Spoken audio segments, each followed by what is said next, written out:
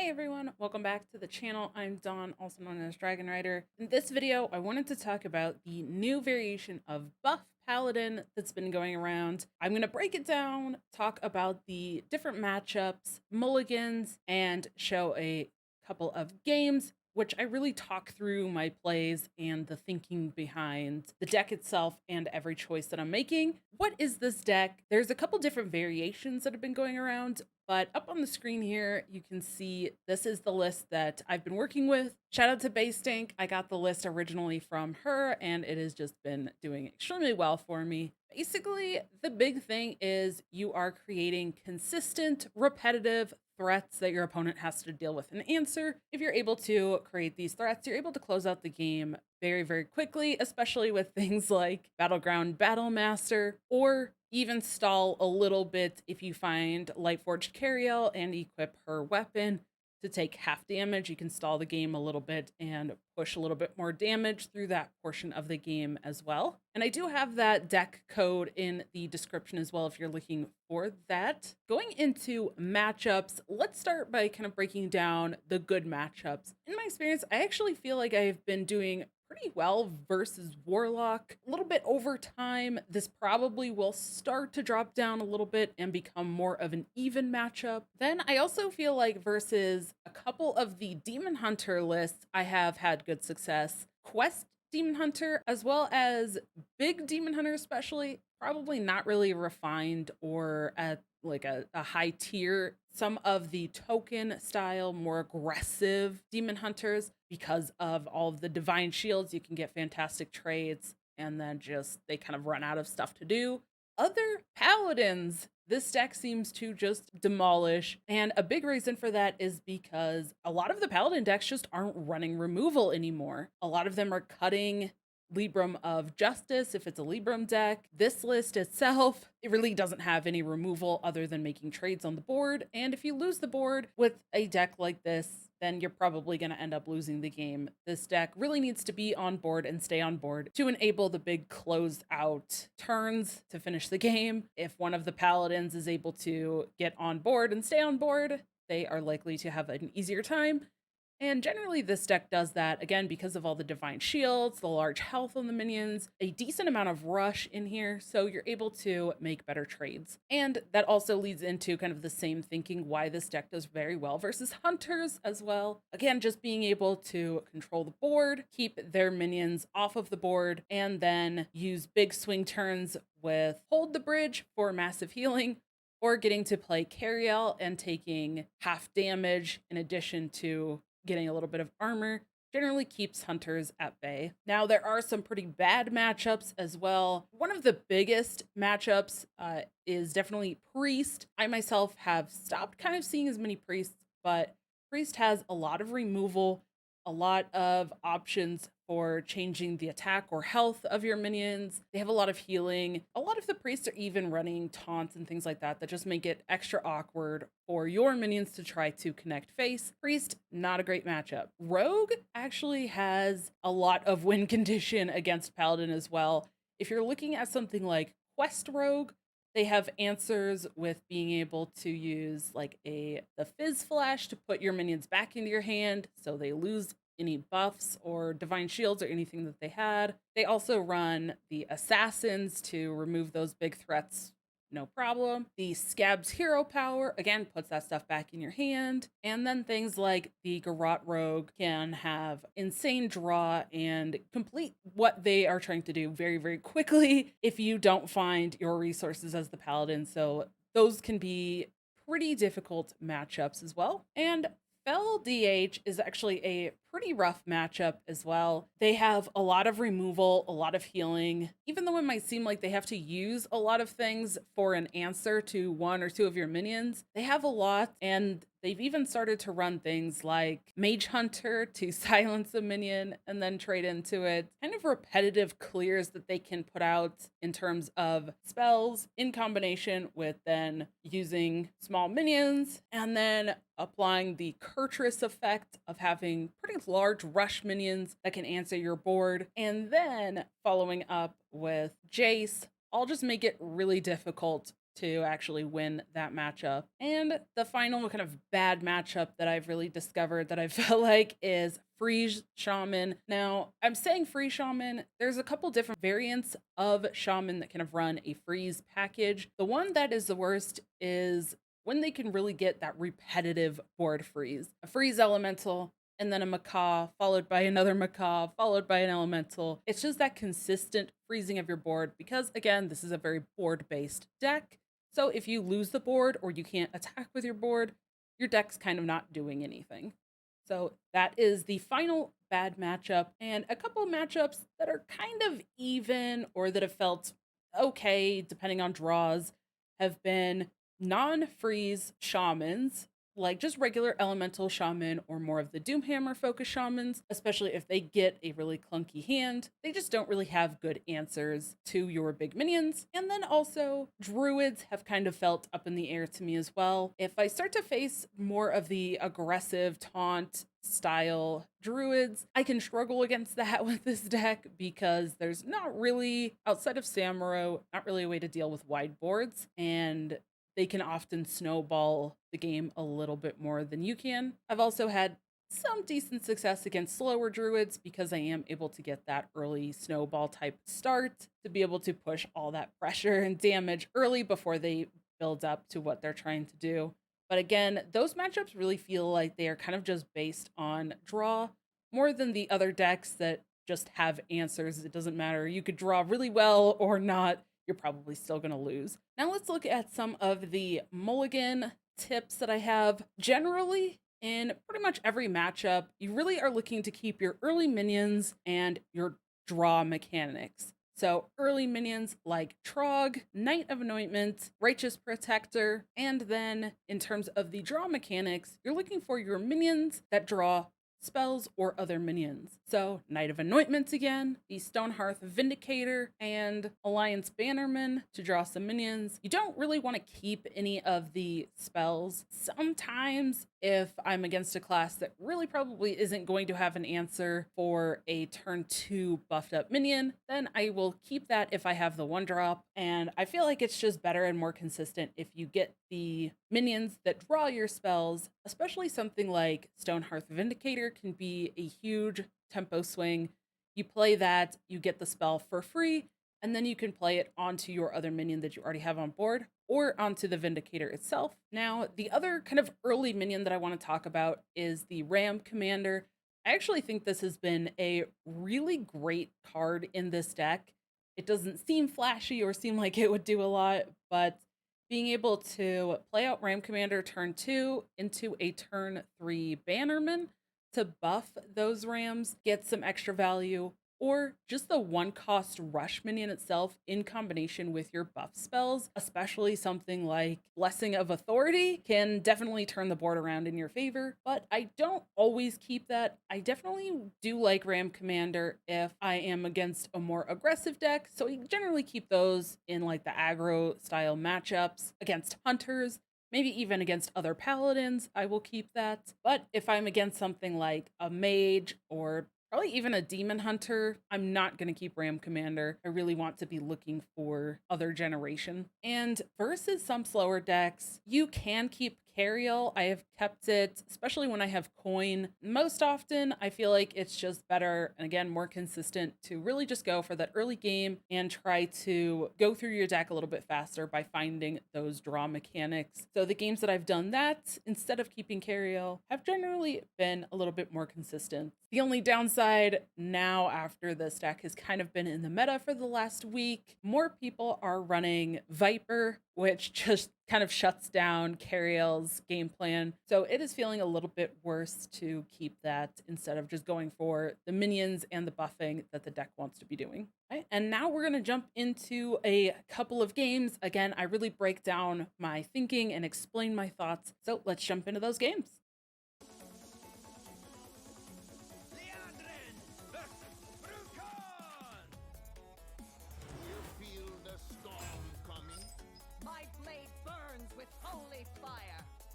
Shaman.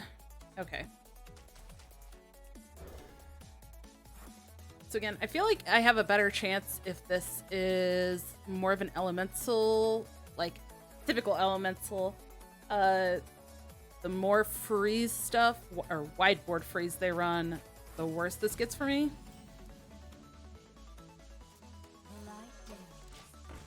Like, repetitive board freezes is like disaster for this deck. So bad.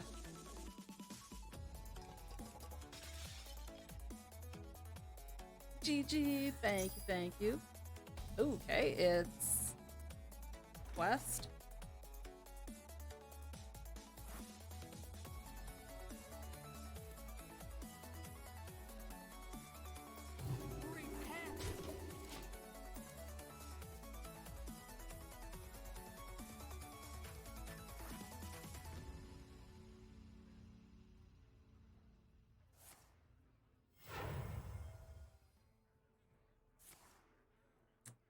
Really hoping that's not what they were gonna do.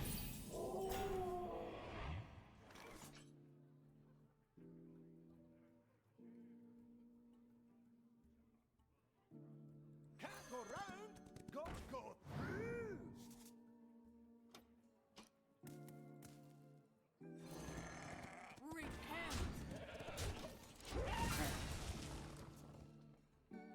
I'll just actually kill one of those now.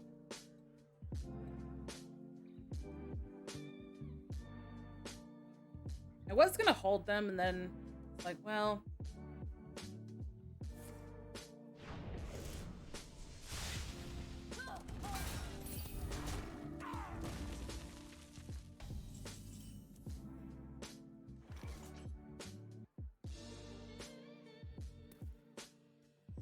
Give me a 1-drop. It's not too heavy. That's not a 1-drop.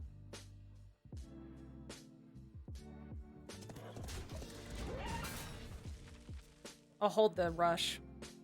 Got 2 rushers in my hand now. Satan should be a 4/4. Okay, sure, Perpetual Flame. It's fine. I'm fine with that on a 2 minion board. You don't pick the ones. Devolving Missiles is gonna be really sad.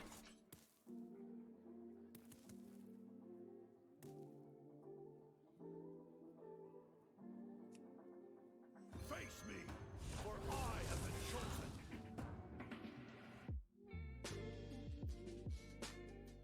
I will not falter. Usually do it this way. Keep the Divine Shield.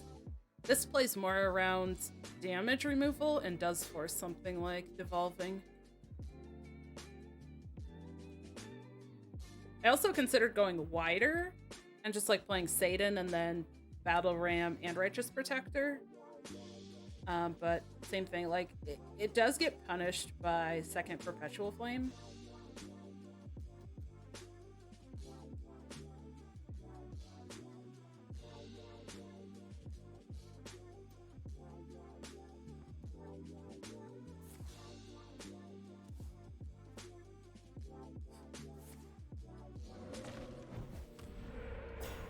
Okay.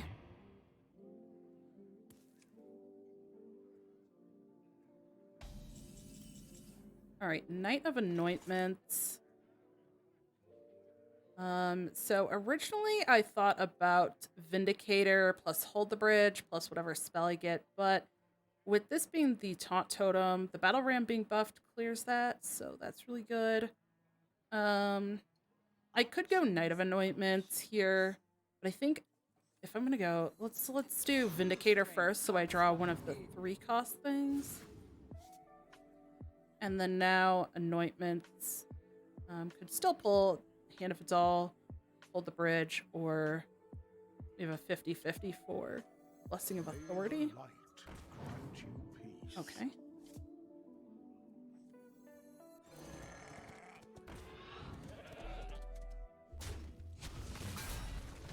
Don't know how wide I want to go here. Oh my gosh, the other Blessing of Authority. You know what? I'll actually play this.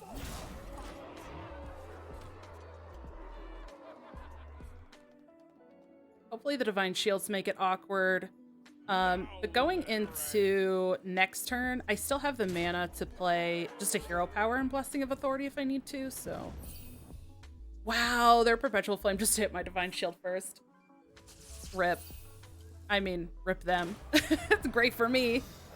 Fantastic. Fantastic for me. Oh, they found us devolving. Oh, it hit Satan first. Okay, that's unfortunate. All right, still got a lot of answers here. Battle Master. That taunt makes this really awkward, so the Battle Master probably not great here.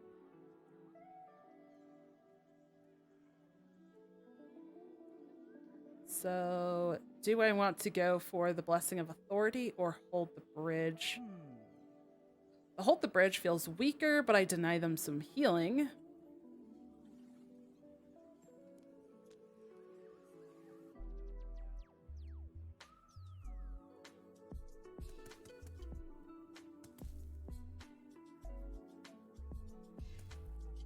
I think since I just saw Devolving and it was from Wand Maker, I think I'm just going to go for one of these Blessing of Authorities.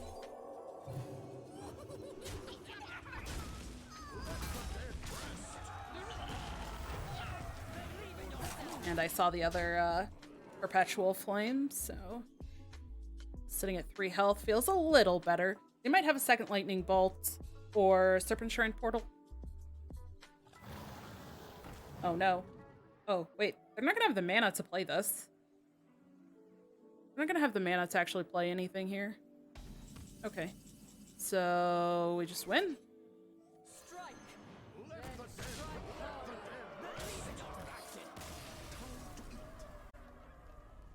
Fantastic. My blade burns with holy fire.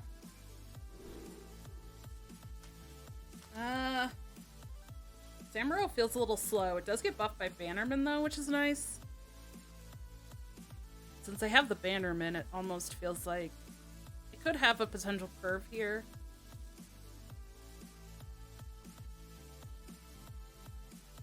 I'm gonna keep it, but this feels a little risky. This ends up being more of a death rattle style. That doesn't seem great.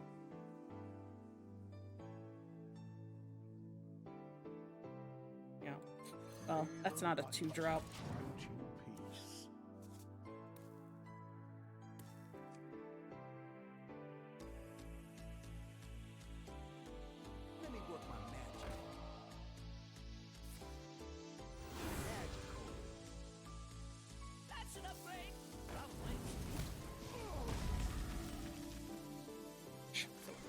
Well, that didn't work.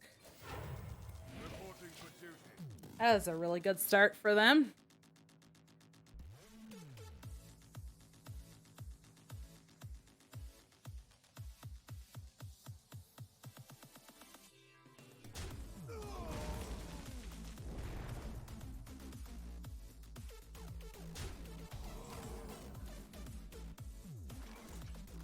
Okay. Trog. Trog just dies. Alright, let's do this. Might still get rewarded for keeping the double buffed Trog. Sorry, got to try. Might get rewarded for actually keeping the Battle Master here. Oh yes. Oh yes. Turn 4 Samuro. Let's go. Seems good. Beautiful.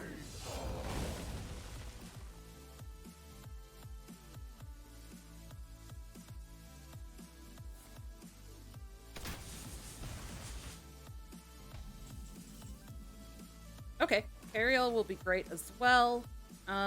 Let's go this first and let's see what I get. Ooh, that actually is really good. Protects the Trogs. In case they want to go into turn 5 Rhino.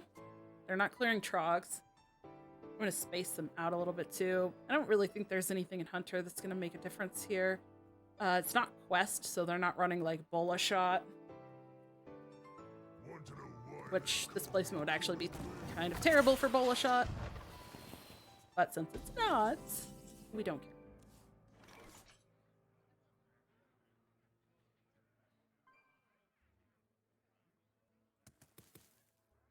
I actually just go for Battle Master and push damage here. Like,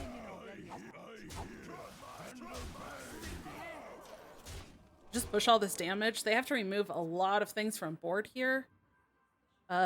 These have some decent health against their spells that they just drew.